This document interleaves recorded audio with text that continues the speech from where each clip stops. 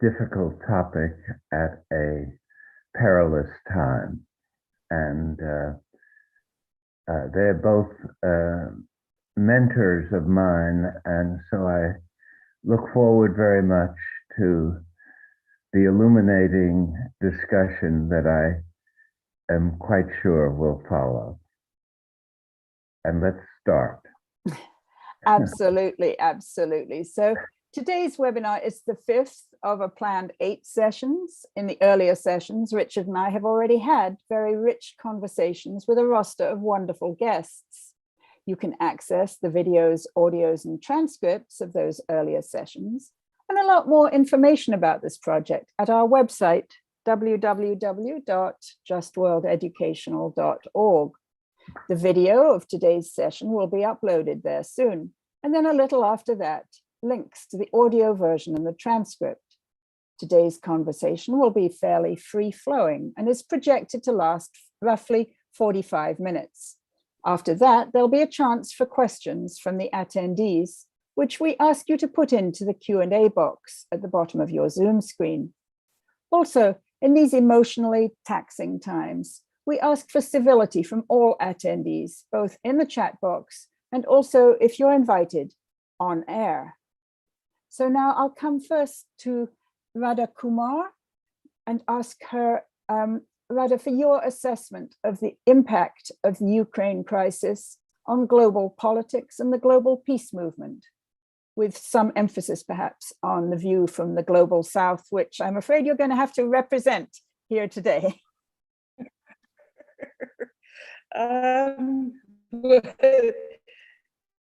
Those huge questions. Let me begin by saying that as far as we in India are concerned, there's been a large debate, obviously, on the repercussions for South Asia with Russia and China in dominant positions in our neighborhood. It's very clear that people in our country and perhaps in several others in Asia and perhaps Africa as well have felt extremely torn over what is happening. Here, because India specifically used to have a very close relationship both to the former Soviet Union and then high military dependence on Russia. The debate has been, to what extent can we risk that dependency? How do we get out of it? On the one side. On the other side, there were 20,000 Indian students in Ukraine. They faced the war in the same way that the Ukrainians did. They too were sheltering with Ukrainians. They were living, in metros. And for them, it was a very simple question of Russia invading a weak and beleaguered country. So you had the moral issue very much to the fore, which I'm sad to say doesn't happen very often in India. And indeed, it doesn't happen very often in other Asian countries. You had that on one side, and on the other side, you had this fairly narrow idea of, national interest and real politics. You also had a lot of old Cold War coming to the forefront. And Cold War cynicisms coming back to the forefront. So you had, a large number of diplomats saying, well, we've never been able to depend on the US or Europe. Those were the 3 sets, I would say, of issues that came up here. As far as South Asia is concerned, as it is, the exit from Afghanistan had created a situation of uncertainty, not just economic and military and insurgency uncertainty, but much greater ripples of uncertainty about, even the stability of those few democratic governments that are left in South Asia. I noticed that, in a way, I almost felt a little envious of the African countries because they did vote strongly against the invasion at the UN. At the same time, they have also spoken very strongly against the kind of racism that their students and their evacuees from Ukraine have faced. And it seemed to me that, in a sense, at least they had a greater moral clarity than we did. And that, of course, is much more helpful when it comes to global peace movements. Just one word on that. COVID has made it very, very difficult for people to express their opinions, especially in the peace movement, in the way that they did earlier. So, it's not possible to march, it's not possible to demonstrate, it's not possible to make public expressions of what you would like your government to do. That does make the whole situation so much more complicated. And petitions and so on are fine, but they don't, fill that space in a way. So what I've noticed is also that pressure, the kind of public pressure that there was before, isn't there. The only pressure, so-called quote unquote public pressure, is media. And media is not entirely representative of civil society and the range of views. So there's a gap there that we all need to think about to fill. Thank you. Wow. Should I leave it there? I'm out of time. I think if you leave it there for now, and then we'll come back and have a free-flowing conversation, which is, you've already given us a lot to think about in terms of the different pressures on different sections of Indian society. So now I'll turn to you, Mary Kaldor.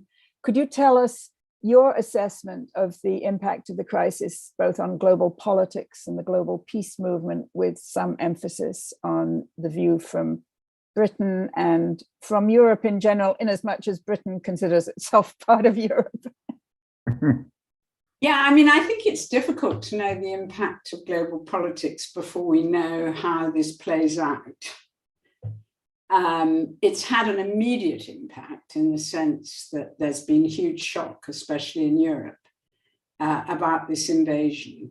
A shock which should have been also expressed after the US invaded Iraq and Afghanistan.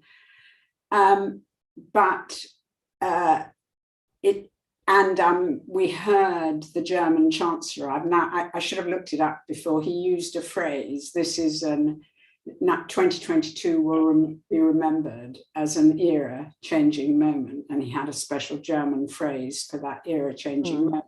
As many of you may know, he's announced an increase of 100 billion in German defense spending. So I think the immediate impact has been a much greater cohesion on the part of the European Union, much greater unity on the part of the European Union in the face of what Russia is doing. It looks as though there's a greater commitment to NATO, but what I would argue is there's also lots of questioning about what happened after the Cold War and the expansion of NATO. And what we're actually seeing is a greater commitment of the Europeans to NATO, and what that might look like could be very different. Before I say how it could be very different, but I think this is something very important for the peace movement, I just want to mention that I think the other great uncertainty is China. We all thought there was going to be an alliance between Russia and China, and actually China abstained in the General Assembly resolution. And I before I came on air, read a fascinating article by a Chinese semi-official person, arguing that China should condemn the invasion publicly and play a role in creating a multilateral system. I don't know what's going to happen to him after that, but it's sort of interesting that that debate is happening in China. The European, just to say a word about the European external policy, it's always been, Europe has a common defence and security policy, which is actually explicitly based on the concept of human security. And it's been always about contributing to conflicts, about defensive purposes. And there's a lot of discussion now about, within NATO, amazingly, about human security. And I could tell you a bit more about that if we had time. But I think what's being discussed now, which is quite interesting, is that at the end of the Cold War, many of us hoped that both NATO and the Warsaw Pact would be dissolved and we would have a strengthened Helsinki security system. And that didn't happen. NATO stayed and NATO expanded. And even though I don't believe, I think Putin would have acted as he acted, whether or not NATO had expanded. I do think it was a mistake to give him a pretext for invasion. And I think now people are rethinking Helsinki and the principles of Helsinki, which I think could be very, very important in the future and very important for the peace movement. I mean, I think there are always three pillars of Helsinki: the peace and security pillar, the economic and social cooperation pillar. And it seems to me it's incredibly important. We have to cooperate with Russia and China on climate change and pandemics and global issues, and the human rights pillar. And I've always felt very strongly that the human rights pillar is being neglected. I mean, when Russia annexed Crimea, there wasn't enough outcry, I think, but most of the outcry was about issues of territorial integrity, whereas what actually happened were terrible human rights violations, property theft and violations against the Crimean Tatars, and the same in Donetsk and Luhansk and the other small places that Russia's taken over. And I just feel those human rights issues have not been taken seriously. So that's really an agenda for the peace movement to push for that. But I just want to mention one other thing that I think is really, really important for the peace movement. Actually, the only good way this war could end is if Putin falls, or if there's a very strong opposition within Russia. And the Russian anti-war activists have been unbelievably brave. There have been demonstrations in over 50 cities. And Putin has passed a law saying that anybody who demonstrates gets 15 years in jail. And yesterday, I don't know if any of you saw it, this amazingly brave television journalist rushed across the screen of Channel 1, which is the one everybody watches, with a big sign saying no war. So I think what we need to do, I'm in touch with some of these anti-war activists in Russia, and they're desperate. I think the sanctions, I'm all in favor of sanctions on oligarchs, because I just think it's oligarchs that have brought us to where we are. And I'm all in favor of sanctions on oil and gas, because we need to do that for climate change reasons anyway, and it upholds rich dictators. But I think many of the other sanctions on MasterCard, Visa cards, sports and culture is just going to hurt ordinary people, as it's done in Venezuela, Iran, North Korea. And the middle class are going to leave, and the people who stay will believe Putin's narrative.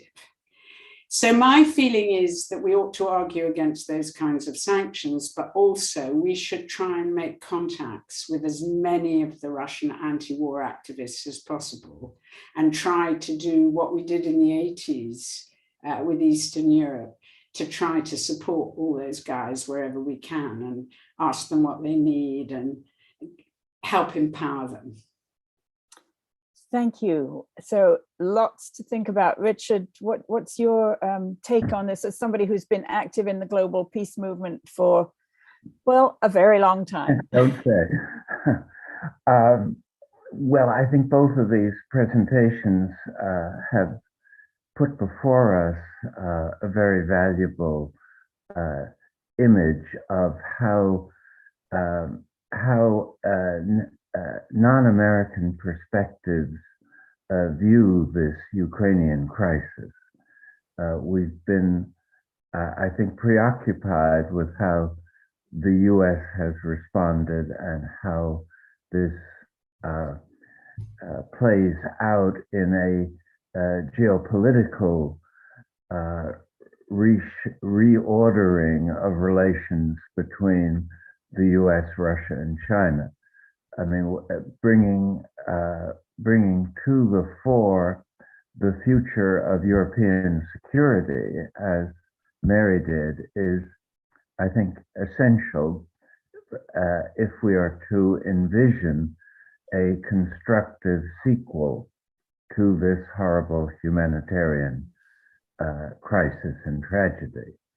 And I think the peace movement should use all its energies to support the idea that both the opportunities at the end of the Cold War were wasted, and now is the time. This is a second chance to make European security into something viable and oriented toward the well-being of European people, and not get caught in a geopolitical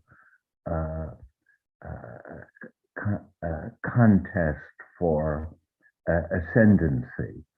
And I do think that one of the things that should be put into the mix is the U.S. attempt to be to impose a Monroe Doctrine for the world after the end of the Cold War.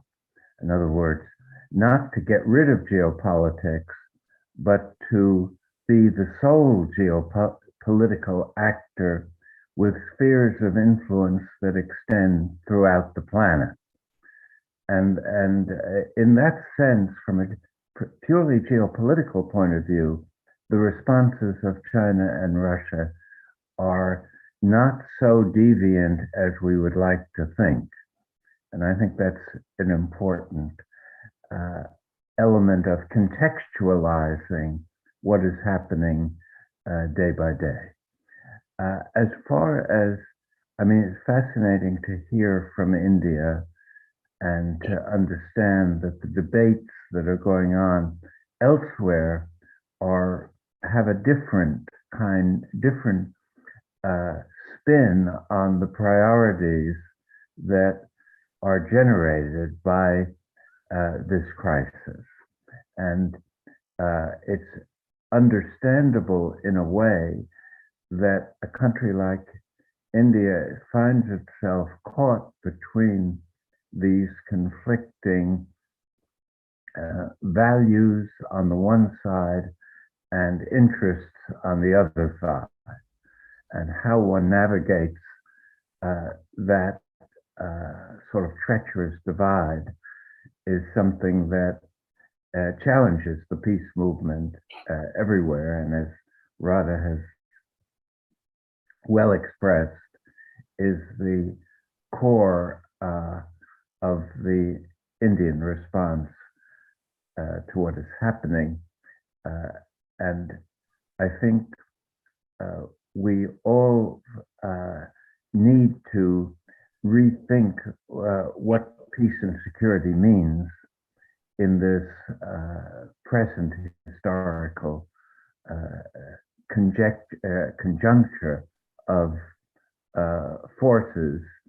And the global turbulence that has been generated is very costly ecologically, because it takes our mind off, takes the mind of the political elites off of climate change, which is a kind of urgent priority that's quite distinct, and it also undermines the attempt to achieve a more equitable way of constituting the world economy. So there are important side effects of what is happening in Ukraine and why it is dominating political consciousness at this point. Let me stop there. Yeah, I was interested to hear Mary talk about the need to overthrow essentially Putin for this thing to be resolved, but I'll come back to that in a moment. I want to come to you, Radha, first and ask, do you think the governments of the Global South have a special role to play in urging negotiations and not war right now? Just before answering that, I wanted to make two comments. One is that from where we sit, actually China is a greater threat than Russia. China's on our borders, Russia isn't. And I wrote an article on criticizing our government's policy on Ukraine. And most of the responses I got just asked this one question. So where were the US, Europe, other countries when China has actually captured parts of territory that were not in their jurisdiction? They were part of a gray zone between China and India. And we were supposed to respect that, and we had on both sides until 1962, and then so on and so on and so on. But the last 3 years, China has been systematically carving out pieces of Indian territory. Now, my argument to that was, well, our government did not kick up enough of a fuss, nor did our civil society. We did not connect to other people asking for support, and so perhaps we should not complain. However, I did want to point out that when we talk about Ukraine and indeed about Putin's Russia, what is important is that if on one side it affects European security and US Monroe doctrines, on the other side, it affects Asian security and beyond. On China, I would just say that it was fairly evident, actually, that China would not vote with Russia to veto. China, there is no advantage to China in being put in the bad people basket. They have a lot of investment at stake, not only in Russia, which they do hugely, but also in Europe. And they have a whole economic diplomacy that is ongoing that they are quite careful to try to shore up. Even Taiwan won't be allowed to break that aspect of their diplomacy. On this countries having a role to play, I know that the Indian government sometimes tries to pitch its abstention as leaving options open to be able to play a role in at least calling for the cessation of hostilities. But whether that is accompanied by also saying withdrawal of forces is not clear. If you take the African Union, they have their hands full with so many ongoing conflicts in Africa. In Asia, we have not managed yet to even progress on initial attempts to talk common security. at least amongst some of the countries, the East Asian Summit and so on. So there's a problem there. Apart from questions where perhaps we could all agree, like climate change, we also have a huge set of challenges to deal with in terms of autocratization, or the growth of populist currents that have weakened and undermined our democracies, the removal of human rights. Really, in India, there are very few human rights left to talk of. And this isn't just in our country, this is happening all over, not only Asia, Europe, etc. So we have, I would say, even for the global peace movement, these are all conversations where we need to work together. I mean, Mary, when you were speaking, I was just remembering the Helsinki Citizens Assembly 30 years ago. The idea was that you needed civil society to work together to help a more democratic process of integration, since that was going to be happening. Now, here we are, and we have not been able to talk in the same way about how we all do need in our own little different civil society groups across the world to perhaps touch base to say, how do we deal with these autocratic trends? We need to support Russian civil society, no question. She was wonderfully brave, that girl, but I see even in think tanks that were fairly establishment, I see a huge amount of unhappiness, unease when they're pushed to appear on television. Poor fellows, they look so miserable. So even Lavrov looks miserable, for goodness sake. So how you can help that is something we should think about, certainly. And I think people are trying to do it individually, but perhaps a little more organizing and a little more coming together.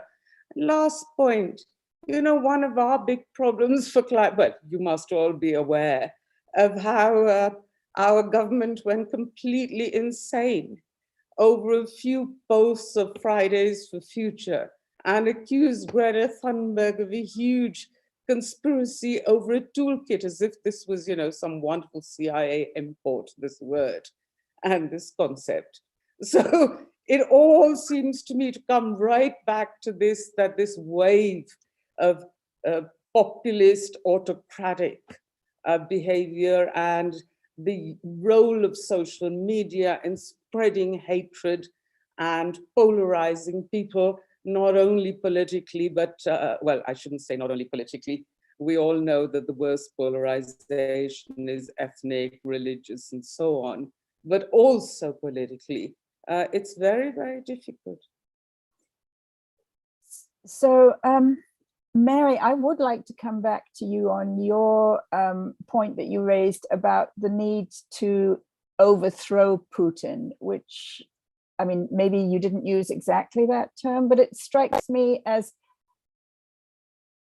a rather startling way to look at things, when surely the priority must be to end the war, and to end the war you need an interlocutor. So maybe you could explain that a little bit. I mean, I'm just looking at the successful regime overthrow a project that the West had in Libya, where they, used the no-fly zone and exceeded the no-fly zone and killed Gaddafi in the most brutal way. And the country is in a horrendous shape. So what, and Putin can, there is the nuclear balance. I mean, I don't know if I said overthrow Putin. I think I'm certainly not advocating that the West overthrows Putin. And I think it's going to be very difficult. I thought I was talking about Russian domestic opposition, which is slightly different. But what I would like to say is that I'm completely 100% in agreement with Radha. I think Putin is the product of the populist authoritarian right, which is not only characteristic of Russia, It's also characteristic of India. It's also characteristic of Brexit. It's also characteristic of Trump. And if we learn anything, it is how dangerous this phenomenon is. And I'd like to say a couple of things more about that, because there's a lot on the left about how the West was responsible for this through NATO expansion. I think there's a much stronger argument you can make that it was all to do with market fundamentalism. That when communism ended, somehow there was this dream that you could convert communist countries into bourgeois capitalist countries, liberal democracies. And all you needed to do was to privatize, to liberalize, and all of those things. And instead, what you produced was oligarchies. The communist bureaucrats who looked at their counterparts in the West with envy because they were so much richer, instead of being managers of state companies, became oligarchs through privatization. The market in communist countries really meant stealing was really illegal. And so stealing, they understood capitalism as all about stealing. So what we got was not bourgeois capitalism, but kleptocracy. And that was combined with ethnic nationalism, and this product of, if what you like, crony capitalism and ethnic nationalism, and also misogyny and homophobia. That's the toxic mixture that we see in the Trump phenomenon, that we see in the Brexit phenomenon, that we see in the Modi phenomenon. So I think Radha's absolutely right, and that's what we need, a kind of common front when dealing with it. What I meant about Russia is, if I think about the way how can this war end? I'm quite doubtful, despite what Zelensky is saying, that negotiations will end the war. I think they'll go on forever. I work on protracted conflicts, and I think the most likely outcome, which is terribly depressing, is an endless conflict in both places. Neither side can win. If Russia tries to escalate, the risk is a nuclear war. So, but Ukraine isn't strong enough to defeat Russia. And if this goes on for a very long time, what you can see is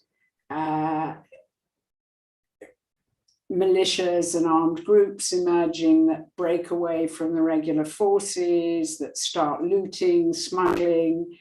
You can see the ethnicization of the conflict. At the moment, Russians and Ukrainians are really together with a civic idea of what Ukraine is. But there's such a hatred of the Russians that I could imagine the start of ethnic cleansing. And so you could get a very long conflict on Europe's doorstep, like Syria, like Libya, which would be terribly difficult and painful. I think the sanctions could have a similar consequence in Russia. You could have Venezuela type situation with nuclear weapons, which is absolutely terrifying. So what's the conclusion I draw from all of this? Well, it is that we really have to take all this terribly seriously, and we really do have to, as Radha said, unite against, realize that we have a shared interest in stopping the populist right. And that means doing a lot of civil society interconnections. And Radha, you're right. I mean, I think everybody has turned into their own little worlds and are much more isolated. It always shocked me how little solidarity there was over the Syrian war, for example, compared with, say, the solidarity over Bosnia. There's huge, at least in Europe, huge solidarity with Ukraine. It's just incredible the way, just like there was over Bosnia, all over Europe, people are organizing lorries to take humanitarian assistance. They're doing all kinds of things. And activists are constantly in touch with us. Actually, funnily enough, Radha, they are saying we want the Helsinki Citizens Assembly again. And we want to do it. And we are actually planning, and it's quite soon, and I'll let you all know the date, a Zoom assembly with Russians and Ukrainians and activists, and as many activists from Western Europe as we can muster. And so all of that is beginning to happen. Richard, sorry. Another thing on just quickly, that is one thing that I've noticed, and I don't have yet an explanation, but I've noticed that the upsurge of simple human concern for Ukrainians is universal. I have never, normally our half-baked media considers itself very sophisticated and realpolitik. And across, even by the way, the populist right television channels, human rights and Ukraine have become synonymous. And, at that level, I think that is a positive, a very positive thing to look at. I just wish we could broaden it a bit.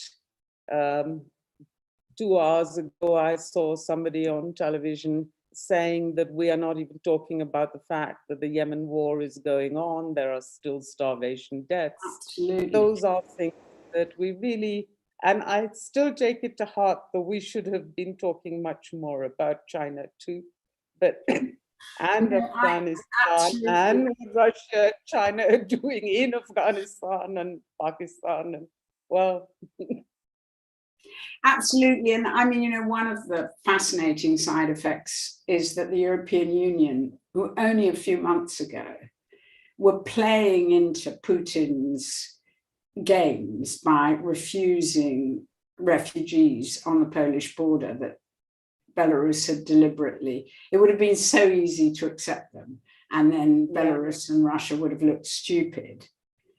That was only happening a few months ago. And now they're welcoming all these Ukrainian refugees, although I agree, the Poles, there's been some awful racism against Indians and African students. So that's been horrible. But I think that is going to shift. It's going to be really difficult for them to argue, we love the Ukrainians, but we don't love people from other conflicts. So I do think that's always very easy to argue. These are mine. Those are yours. I just remembered one other thing I wanted to say to Richard. I don't know about the US, but actually, another positive thing about this is actually on climate change, because the UK and Germany have announced they're going to reduce dependence on Russian oil and gas. We've cancelled Nord Stream and a new big investment program in renewables that never would have happened without this war. Let me just respond to that. I mean, in yesterday's Wall Street Journal had as its lead editorial that it was now time to let the US drill in federal lands for oil and gas and resume coal mining. In other words, it's just the opposite reaction to gain energy independence and to free the US and indirectly Europe from depending on Russian exports of oil and gas, and doing this by sidelining completely climate change, which was already sidelined somewhat by the COVID pandemic. Glasgow, the UN effort at Glasgow was very disappointing, and the people in the street, again, civil society, carried the torch for real adaptation to the challenge of global warming. Governments failed miserably. Another point I would make in response to the present crisis is that it is important to give some attention to what prudent geopolitics means in a world where you have this confrontation between the West and Russia, both of which have nuclear weapons, both of which are tempted in various ways and have been in the past to use those weapons as a dimension of their diplomacy. That is the way bigger wars get started, historic experience with World War I and so on. So I think the priorities of the peace movement, as well as the struggle against populist autocratic tendencies, should also be focused on what it means to have prudent geopolitics, which I would say involves denuclearization to the extent that it can be managed. And it may be Mary was one of the leaders of détente from below during the Cold War. And I think maybe it's important to think about civil society as projecting an image not only of what it's against, but what it's for, and going beyond human rights to embrace what I'm calling geopolitical prudence or prudent geopolitics, or the de-escalation of geopolitical confrontation. And the US, again, I see it from an American angle, was eager for a geopolitical confrontation, first with China, and it took, you may not want to emphasize its provocative role in relation to Ukraine, but definitely the hawkish elements in the American elite were very happy with the confrontation. And it's meant surges in military spending and lots of unfortunate effects. Richard, I would just like to pick up on your concept of prudent geopolitics, which I think is a great one. I know our friends from the Quincy Institute here, which titles itself the Quincy Institute for Responsible Statecraft. They have the same kind of approach, that you want to be prudent and not to fuel conflicts, which honestly, Mary, when I hear you talk about, this could go on for 5 or 10 or however many years, as people have been talking about, I mean, it terrifies me. It terrifies me because it terrifies me. No, not just the people in Ukraine and Russia, but the people in the global South who have, the oil prices, the wheat prices, everything is going to ravage the world economy. So, if it were just, I mean, if I were, in an African or a person from the global South, I could perhaps say, let those white people up in Europe fight each other for years and years and years. But it has these global effects, including on climate change. I mean, the idea that the EU is suddenly, doing a big investment in renewables, well, that's wonderful, but it's not actually going to make much difference within the next 5 or 10 years.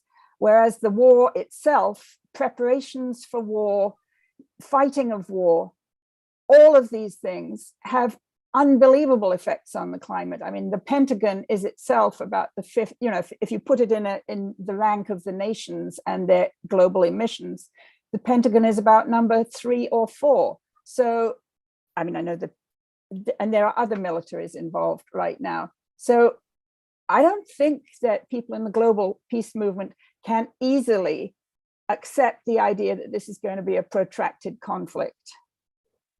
Well, of course course they can't. I'm just telling you what I think is the most likely outcome. And we had it in Syria, we had it in Libya. Where was the global peace movement then? You know, and Syria has had horrible effects on the climate.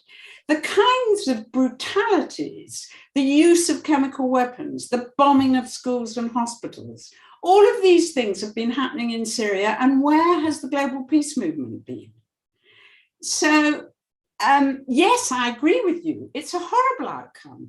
But the question is, how do we avoid it? And I realize I didn't finish your last question, which is the best option would be that the Russians change their policy as a result of the combination of Ukrainian resistance and Russian opposition.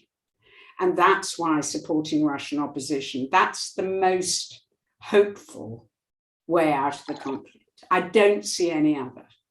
I'm skeptical about whether it can be ended through negotiations. If it can, that would be great. Escalation is horrible, and I think much more likely is this ongoing long war, which is what we've seen in Afghanistan, we've seen it in Syria, we've seen it in Libya, we're seeing it in Yemen, and it's a disaster for the world. And all of these ongoing conflicts are disasters for the world. So maybe we can start thinking about what on earth we do about them. Radha, do you see some impetus for peacemaking coming from I mean, the remnants of the non-aligned movement, for example, or India's diplomacy? Is India in a position to actually, because of the relationship with President Putin and the Russian government, is India in a position perhaps to persuade parties to come to a negotiation? I mean, I would say we perhaps need to begin it's more further back than that, in the sense that as I read Mr. Putin, he is not really interested in third party, or for that matter, in negotiation. So maybe all these people, the ones who voted against the UN resolution, the 35 countries of us who abstained, one thing that they could all do in concert would be to keep saying to him that this is, you know, we already know that he's reached a point of no return, but at least start trying to say, is there this way or that way that could be a little face saving for you? I mean, after all, Zelensky has already said that they're not going to apply for NATO membership right now. What if these, sorry, my pronunciation is going to be atrocious, but Luhansk and Donetsk, maybe suggest that perhaps there could be a UN-mediated peace process. If these things could be, this is something I tried to suggest a month ago. I mean, I have to say, I don't have much hope that these will have any weight with him, but it's worth a try. I mean, you know, what do you lose if 40 countries say this to him, who he regards as at least neutral? Well, let them say it. What I would warn against is, you know, people, there has been a huge jockeying for even peace negotiations, not just for Ukraine. It's also part of global geopolitics, I'm sad to say. Countries positioning themselves and thinking this raises their power factor. And we've seen that. So that, and we saw what a disaster that was for Afghanistan. So we do not want to encourage that kind of undercutting competition for, oh, I'm the guy who can knock the heads together, in Richard Holbrooke's famous self-description. That is not a situation that should be encouraged or should be wanted at all. So if there are going to be channels that Putin might accept for negotiation, then everybody has to come together and back that channel. Not that, you know, today it's Turkey and tomorrow it's, I don't know, Belarus and China and India, because each one of these countries is only using that to strengthen their own standing in this wonderful world of international relations. Apart from that, I do feel it's worth, say, the peace movement, perhaps, challenging these countries and saying, well, since you are saying that you want to position yourself to be, you know, helpful as an interlocutor, at least agree on some basics and say the same thing together to Mr. Putin. You know, it's already so one-sided, isn't it? We have to figure some way to get Putin. We're not so worried about Zelensky. What effect has this crisis had on the global peace movement? I mean, here in the United States, I have seen just this like tsunami of bellophilia, of, you know, all kinds of, like, we want to return to the time when we were the cold warriors and we were the good. And in the famous phrase of Ian Baruma talking about growing up in Amsterdam under Nazi occupation, he said, they were bad, therefore we were good. You know, that you need this external baddie in order to validate your own moral position. What can we do to combat that in our societies? Mary, any ideas? I think it's really interesting listening to you and Richard, because it makes me realize how incredibly different the American context is from the European context, which didn't used to be true. So that's one reflection. Then on the question of the peace movement, what we've seen here is there's been this huge outpouring of sympathy for Ukraine, and there's been lots of Ukraine solidarity protests and marches and so on. But there has been a bit of a division within the peace movement. In this country, in the UK, there's an organisation called Stop the War that sometimes is accused of being too campist.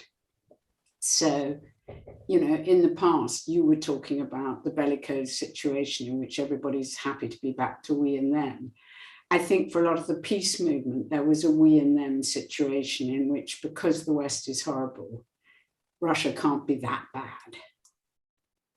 And, you know, I think that's been quite a problem and has caused some divisions and sensitivities. And I think for everybody, whether it's the elites and the bellicose guys who loved the Cold War, or whether it's the peace movement who thought, you know, they could be fellow travelers with the Soviet Union in opposing the US. I mean, that was only some, not my bit of the peace movement. So I'm not accusing the whole peace movement of it, but we've seen these divisions re-emerging after Ukraine. And I think it's incredibly important that we have a shared interest in, you know, that the problems are the same, whether it's the United States invading Iraq or whether it's Russia invading Ukraine. And so I think we've got to be really clear about, I think the issue of war crimes and crimes against aggression is hugely important. And up till now, the International Criminal Court has had double standards. It never brought Bush or Blair before the International Criminal Court. And now people are talking about the need to establish a tribunal for Putin. So I think there's lots of issues that we need to discuss. And above all, I think being active in a movement is a sort of learning process where we all learn and we all change our ideas.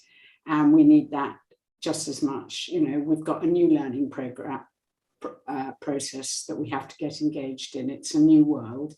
It's not back to the old Cold War. It's a different world in which we all have this shared interest in opposing populist autocrats. Radha, do you think that international law has a role to play, or this concept of criminal prosecutions, which, let's face it, in the case of Saddam Hussein was a disaster, you know, and we, as Richard and I, as Americans, you know, our country is not even a member of the ICC, but Nor mine. right. So do you see that international law and ICC and criminal prosecutions could play a role? You know, those generally happen after a war is ended. And I would say that if you start threatening them while a war is ongoing, then you've already sent out a message to, well, in this case, Putin, that you might as well go the whole hog because you're finished anyway. And you know, as I said, I'm not a doctor or a psychologist, but I think he is on the verge of a nervous breakdown from when I see his face on television. And I honestly, seems to me that he's already somewhere decided that he's going to be assassinated or he's going to be imprisoned. And therefore he sees no reason why not to keep, you know, each bad thing appears to involve an even worse one, if that's the sort of mentality. Well, I think it's not just the crime. I mean, first of all, I think it's how it affects the people around him is as important as how it affects him. But also, I just think I think it's really important that the bombing of hospitals and schools is a horrible crime. And I think it's really important documenting crimes. And I feel that's one way the UN should start getting involved. I mean, in the Balkan Wars, the UN Expert Commission, which led to the setting up of the tribunal, was really important. And I think it would be a very good idea for the UN to do something similar to Ukraine. And I think people in Ukraine are already documenting these crimes. Richard, do you have something to say about international law? Well, I suppose, but I mean, one thing that we should keep in mind is that the UN itself was designed to give the most dangerous countries in the world a veto power, which in effect meant they didn't have to respect international law unless they wanted to. They, whenever there was a collision with strategic interests, they operated either outside of the UN or cast a veto. And that was part of the post-World War II plan. And we should not forget that. And even if you look at Nuremberg, which was an attempt to punish German war criminals, it exempted the victors, even though they committed horrible crimes, including the atomic bombings of Japanese cities. So geopolitics, the primacy of geopolitics in relation to international law is nothing new. And it was deliberately introduced into the peace diplomacy after World War II because it was thought to correct the failure of the League of Nations, which tried to exclude geopolitics, but had the effect of excluding the geopolitical actors, Russia, Soviet Union, and then Germany, and the US never joined. So this was an attempt to create an inclusive geopolitical, inclusive body that had kept the participation of the geopolitical actors, but at the sacrifice of international law. There was not the pretension that international law would govern the most important actors. And the US has never acted as if it was subject to international law from the Vietnam War onward.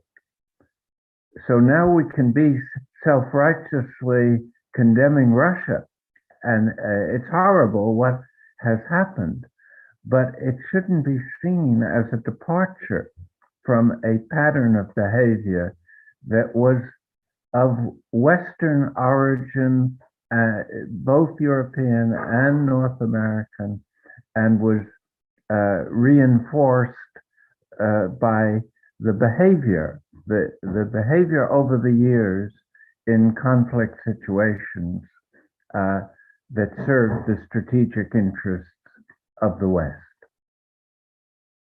So I think we've run beyond a little bit our time. We have a question from an attendee, Hans Rudolf Suter, that I would like to ask, that I think is directed to Mary, and then probably we should wrap up. So his question is, how is your best outcome different from what the US Cold Warriors want? And he stresses this is not a rhetorical question, but a genuine question. How is it different? Well, I'm not sure what the US Cold Warriors want. But all I'm saying is that if we, the war will only end if Russia changes its behavior. And this is only likely to come about through a combination of Ukrainian resistance and domestic Russian opposition. And Putin has in the past been responsive to domestic Russian opposition. And I mean, maybe that's what Cold Warriors would want too, because it's whatever happens to Russia, there's going to be some kind of humiliation. What I wanted to say to Richard is that I suppose, well, you'll think I'm being ridiculously optimistic, but I have a feeling we're at a sort of moment in time when that balance between international law and geopolitics could change. I'm not saying, I mean, everyone has been talking about the return of geopolitics with the China, Russia, India, and all these countries competing. And obviously that's what it looks like at the moment. But I suppose, and I'm very much sort of in a European vantage point, looking at it from a European vantage point, I just wonder whether this isn't actually a moment when what I think has happened since the end of the Second World War is that military force has turned out to be very bad for what Thomas Schelling called compellence. It's really hard to use military force to make other people do what you want them to do. And we saw that in Iraq, we saw that in Afghanistan, and we're now seeing that in Ukraine. You can be hugely destructive, but actually it's not a very viable instrument any longer.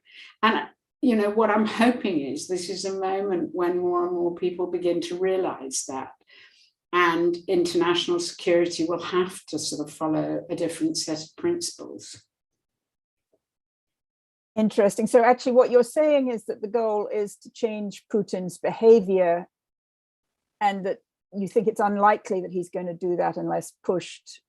So that's slightly different from calling for his overthrow, which is how I'd love him to be overthrown, but not by the United States, but by his own, by the Russian opposition. That would be wonderful, just as I would love Modi to be out and all these other horrible characters.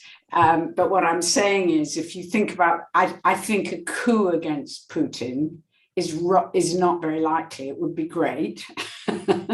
Well, it wouldn't be great because the oligarchs would still be in power. But I think a more likely is that there's such a strong Russian opposition that if he is not completely as mad as Radha thinks he is, which I suspect she's right, and he probably is that mad, he would, in the past, he has been responsive to the sense that this is something that's hugely unpopular domestically. And of course, you're already seeing particularly, you know, you've had literally tens of thousands of deaths of Russian soldiers. Their families were told they were on training missions. I mean, you saw what happened after the war in Afghanistan. I mean, people often never realized quite how important the war in Afghanistan was to the emergence of Gorbachev and the changes that happened in the Soviet Union. I mean, if this goes on, you know, there is going to be a lot of opposition from not just from the usual suspects, but from a wider section of Russian society. So I think we're going to wind up now. Radha, do you have a couple of points you'd like to make before we leave? I did want to try to end on a positive note. And it seems to me that if, you know, leaving aside broader questions, perhaps for the moment, we really ought to be thinking about how we can get more and more of our government or our leaders to at least try to pick up the phone to Mr. Putin and say that, look, there are face-saving ways out. So you add to the pressure in whichever way you possibly can. And I wish I could be more optimistic than that. What I would love to see later is more conversation on actually what the anticipated changes are in international peace and security as a result not only of the Ukraine war, but perhaps the Ukraine war might help bring those to the fore, and in which case, what is it that all of us can do to try to shape that? Great question. So Richard, can you sum up the whole thing? Hardly, but I think it's been a very illuminating discussion that has pointed both to what this means on a global scale, and how the peace movement can constructively take advantage of this tragedy to reorganize its own vision of what the future should, how the future should be shaped or reshaped. And I think this, I would emphasize 2 points. One is keeping a focus on a post-Ukrainian European security system, and also on how does one enable international law to be taken as seriously as geopolitical strategic advantage. Those two things, I think, would be very constructive. Excellent. Well, thank you so much. Just before I thank our guests, I want to remind everybody attending this webinar that you can find details of the whole upcoming schedule at our website, www.justworldeducational.org, where you will also find a donate button. So please donate. We are totally reliant on grassroots support. As you exit this webinar, there will be an exit poll, and I really ask you to fill it out, although I realized the last one, we had completely misedited it and the questions and answers were all like upside down. That is why one of the questions in today's exit poll is, would you like to volunteer your time to help us organize these things? That is one of the questions. Then on Friday, Just World Educational is going to be launching a special resource page to mark the 60th anniversary of the Evian Accords, by which Algeria, after a lengthy struggle for national liberation, gained its independence from France. So watch for that on Friday.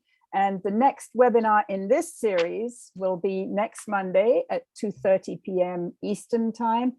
It will feature Anatole Lieven and Ray McGovern, both of whom are very well-informed people who understand a lot about Russia, its role in world politics, and the need for active diplomacy and the growth of the peace movement. So anyway, Mary Kaldor, Radha Kumar, thank you so much for being with us. It has been such a pleasure and a privilege, and I wish we could carry on talking, and maybe if we could talk for another 24 hours, we could come out with more points of agreement, but I think we already have a lot of points of agreement. I suggest you demand that the next webinar is in the Kremlin. Great idea. Richard, do you have anything to add before we wrap up our No, I just want to thank our guests for giving us a brilliant start to an American brilliant start to the day, given the time zone separation. And I do think we're at a transformational moment. Whether that moment turns out well or badly is up to us in the ultimate sense. It's a moment where people have the leverage to make changes, and whether they can be mobilized to do so is an unanswerable question at the moment, but we must try. Thank you, everybody, then, and hope to see you at some of our future webinars. You'd be very welcome.